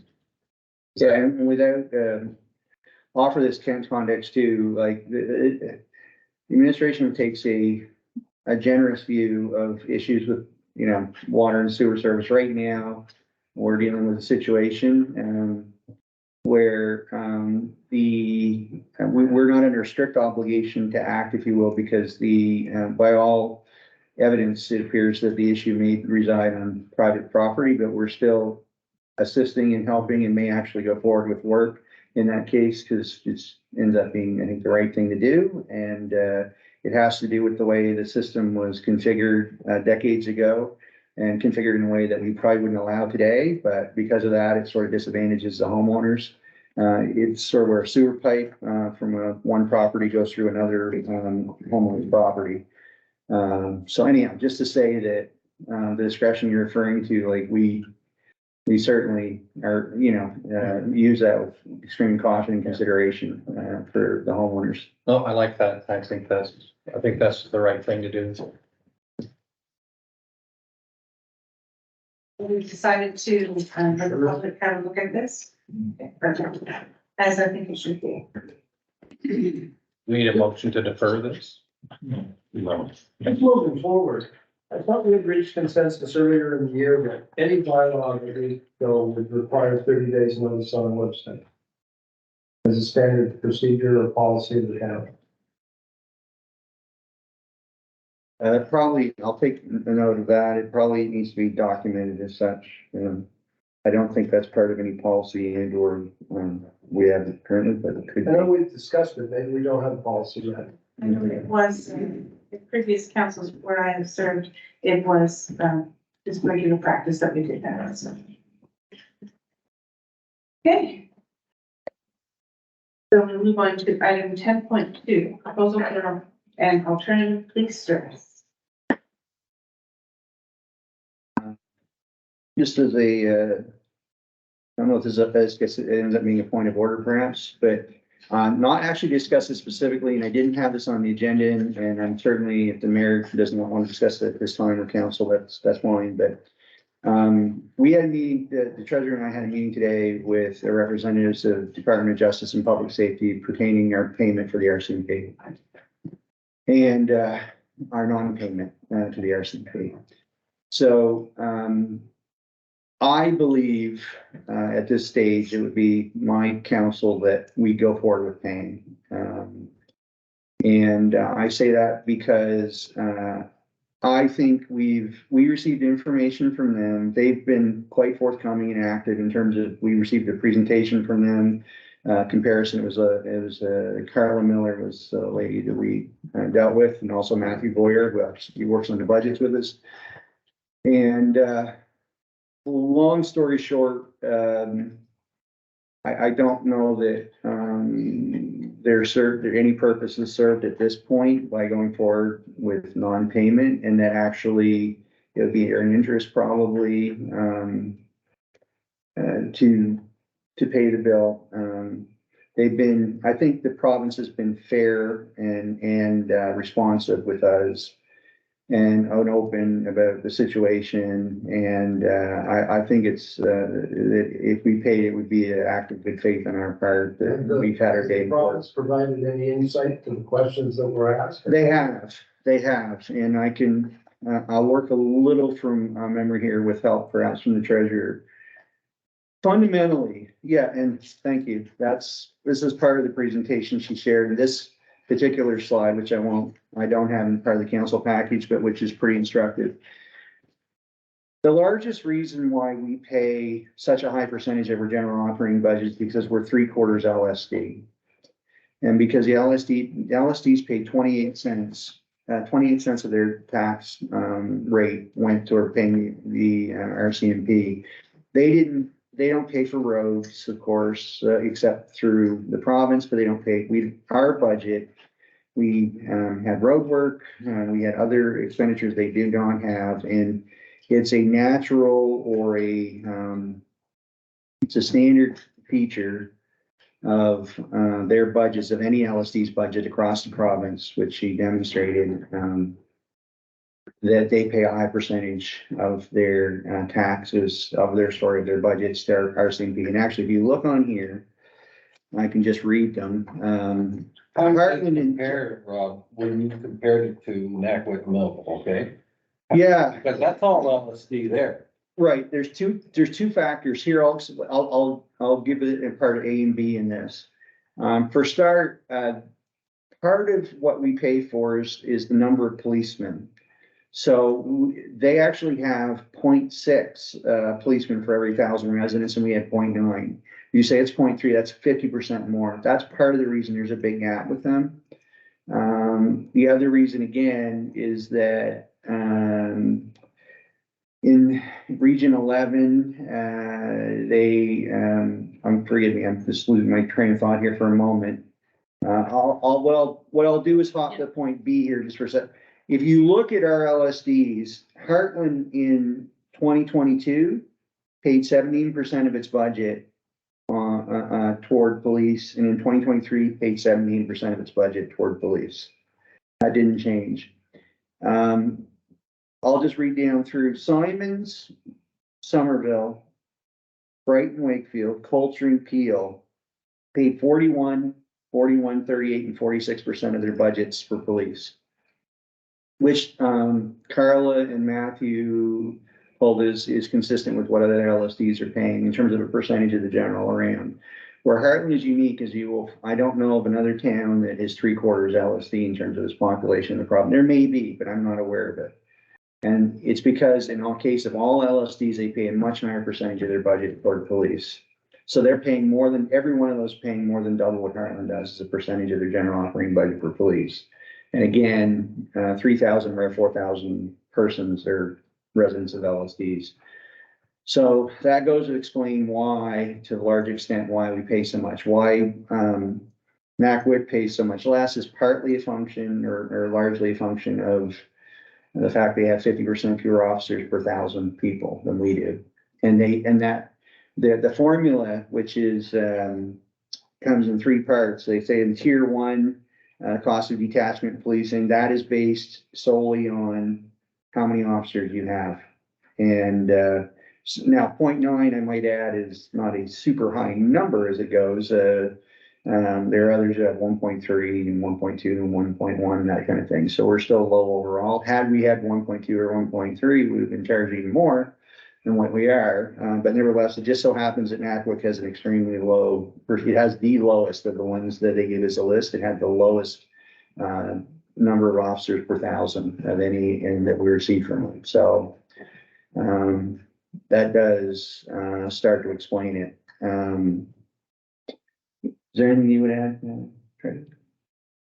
I guess the biggest thing from this discussion, so tier 1 was all on officers, tier 2 was based on your tax base and your population. And Rob did get into a large discussion with them about the fact that because we are so reduced on our core funding and equalization payments, that it's almost like we're being double penalized.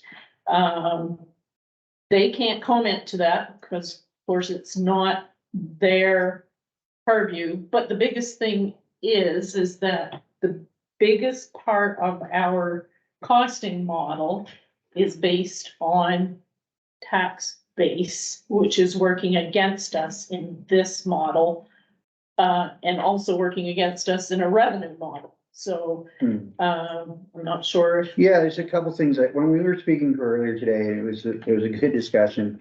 I guess in a way, what I'm recommending as to why we go ahead and pay is that according to the formula they have, there's no data that's inaccurate. We are actually being charged what the formula tells us we're supposed to be charged.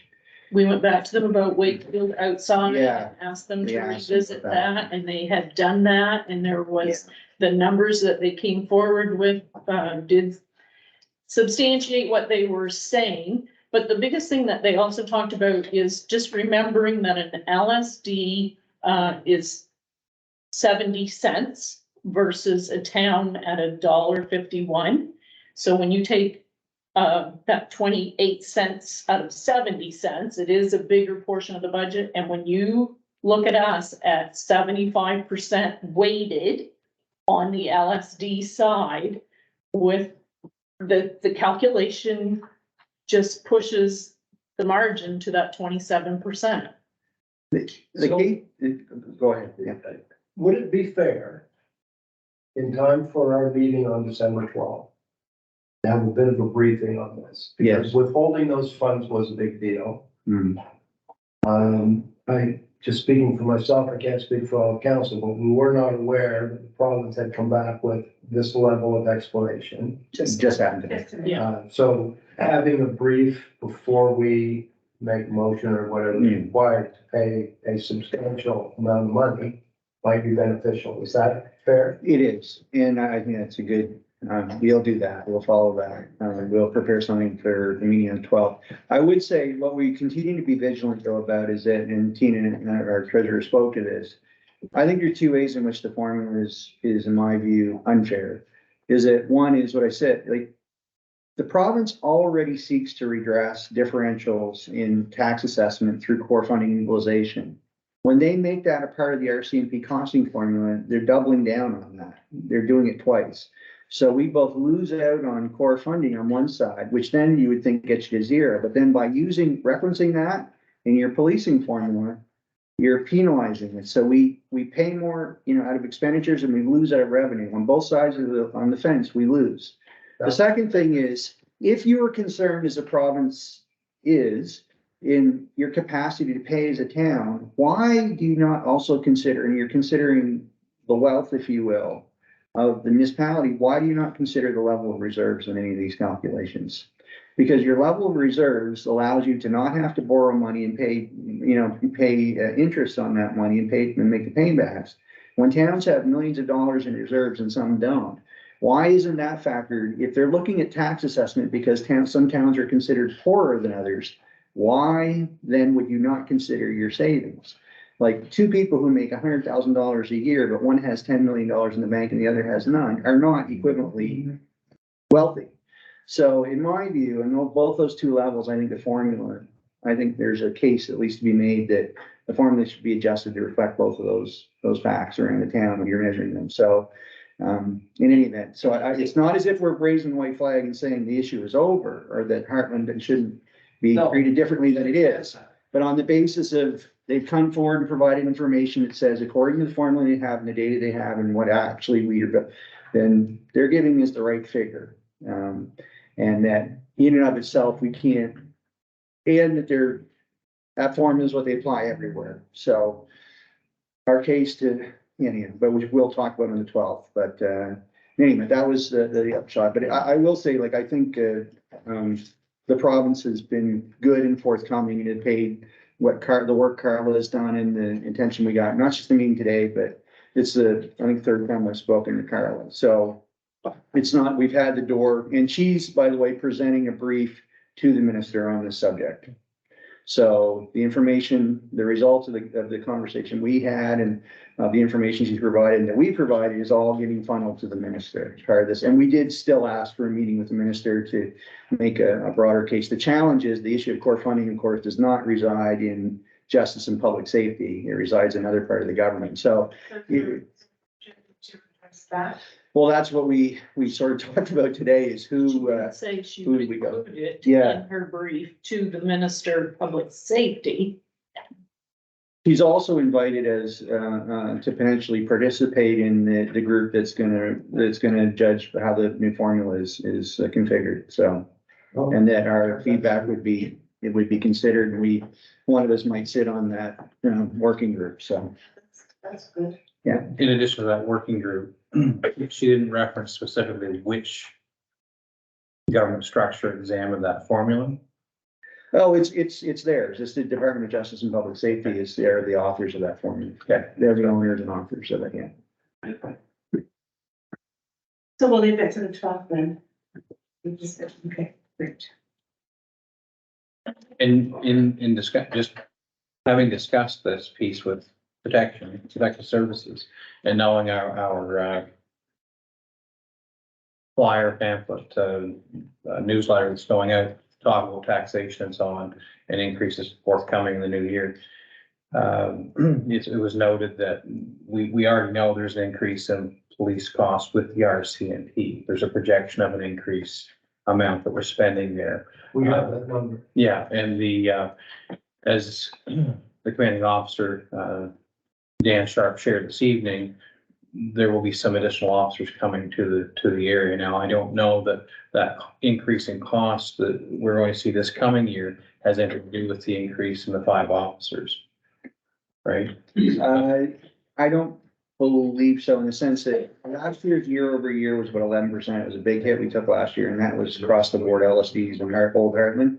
this year it's something more in the range of 5. So it's not normalized, but in other words, like even, I think the province, has absorbed the lion's share, if not all of the incremental costs to add the 50 or so officers across the province. But what we do know is if we want more officers in this area, regardless of the policing model, it's going to cost us more money. Oh, yes. So you made note that we're at 0.9 members per 1,000 in population. That's right. Right.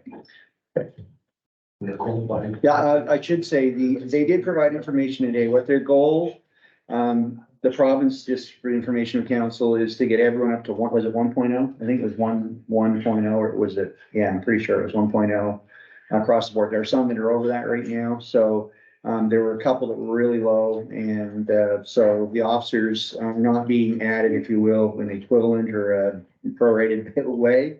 They're actually being added to areas, generally, the bulk of those officers are being added to areas that bring them up to the 1.0 per 1,000 number. And I'm trying to think, I don't think, that was in the presentation, but I don't have it here. Take their place here. May I ask a question? When was the original request sent for an explanation of the formula? I should know that. It strikes me as late spring. Is what we said. It's unfortunate that it took this long to get the meeting and the answer. I'm glad it came. We've been able to resolve this a little sooner. Had there been a sooner conversation, so. It was April, I believe, when we submitted. Right, so let's move on to item 11, new business. 11.1 is option to acquire PID 10282-747.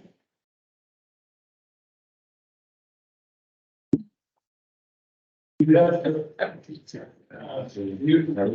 in the agenda, That's already. statement that this item is gonna be no cost to the town, so that's what we're talking about. Michelle. So, We paid yeah, it. that's okay. I'll wait. I was just showing it a little bit. Okay. And then it's not going all the way to Prince Street, Yeah, which is. is that where it ends? Exactly for the purposes. Yeah. So that PID refers to the piece of property that we paid 2 years ago, sometimes referred to as the Craig Road. It's in behind the courtyard development all the way to Brighton Street. Brighton Street. They want us to use it for road, that's what it's currently being used for, actually, within the last month, we've asked for, stop sign and yield sign, yeah. Stop signs up. Yeah. There's a So yield we- sign up on this end, but in my opinion, it should be a stop sign because it's coming out onto the road, but I didn't know who would put that. But yeah, I can read what I had in my report to council. So the town leases that section, as deputy mayor pointed out. So it's the, what looks like a road, but it's technically a driveway, I guess, that goes clear through. And so the town leases that from Department of Natural Resources and Energy, so DNRED, if you see that acronym throughout my report. And so, yeah, the land is currently being used for parking on one side of it, and then the roadway, driveway, I guess, down the middle. My understanding was that their council had discussed previously that be a street, but the lease specifies that it's to be used for parking. So that was what started the conversation. I reached out to DNRED and said, can we take that over as a street? Because the other side of it is the town is paying $750 a year provincial property tax on it, whereas if it's a public street, we don't pay property tax on it. So because of that fact, and it's not a lot of money, but that would create a return on investment. So the town would need to have the application fee. The application fee was $1,500, seems to me.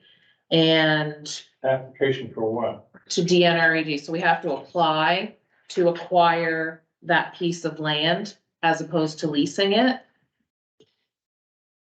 So that negates, the no cost, which is. So, but, well, the application, so the purchase price is separate from the application fee. So the purchase price is, they're saying because we want it for a public street, they wouldn't charge us anything for it, and it's an easier process.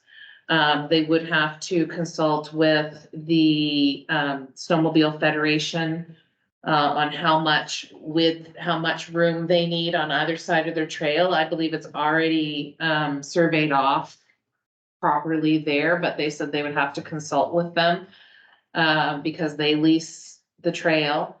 And then the town, if it needs to be resurveyed because of any adjustments there, there would be a survey fee as well that the town would have to pay to hire a surveyor.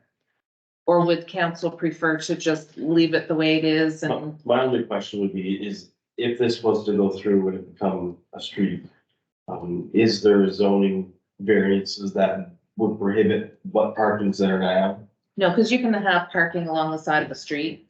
So your street can include, Just, Parking. I'm looking at the business stuff that activate there, I mean, as long as you're saying nothing will change from this current use, parking and the width of the Yes. road, then. now, in my opinion, the parking should change so that they're at an angle going down that street instead of backing straight out onto a street. It would be better if you're easing out at an angle. That would have been my recommendation. But no, there's a lot of real estate there to create parking spaces. So, yeah, absolutely. We can have Dylan look at that to reconfirm. The reality is people are parking there now and it's being used as a street now, but I can have them reconfirm. To summarize this exercise, you said it's $1,500 application fee Yes, plus a survey fee probably, but more than likely, but but then it negates the $700 or $750 a year in taxes. yes, So if it's $3,000 or $4,000 acquisition in 4 years' time, it's positive net to the town. yes. And the town's taking care of the, right. You might not need a survey, I mean, I've bought quite a few plots from them already myself personally, and I've never had to survey one yet. No, I think to leave the existing usage alone, other than maybe if the parking changes, you wouldn't have to. Exactly. Yeah, and then even Dylan, why pay him? We're parking there now.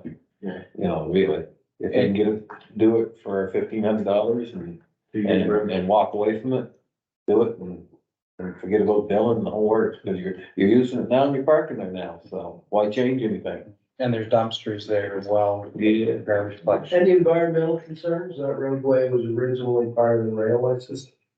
Yeah, it's for the old potato house, but, All there would be underneath the street dug down far enough would be maybe a couple of ties or something, or not much of it, because there was a wharf there years ago. So, And actually, when you were mentioning the survey fee and the process, there will need to be a survey plan done. Now that I'm thinking of, that's probably what the survey is. There would need to be a subdivision plan done because it has to actually change to say public street. And so there has to be a tentative subdivision plan presented to council, and council would have to assent to it. And then that gets stamped and sent off. So there would definitely be a survey. Be it resolved that Council of Hartland agrees to apply to purchase PID 102-82747 for the purpose of converting it or maintaining it as or to a public street. second is Britton. Motion has been moved and seconded. Is there any question? Hearing none, all those in favor, signify by saying aye. Aye. Those opposed, nay. Motion is carried. And we go to closed session. I second that. Moved and seconded to move to closed session. All those in favor? Right. Aye. Your worship, 3 minute recess. Certain.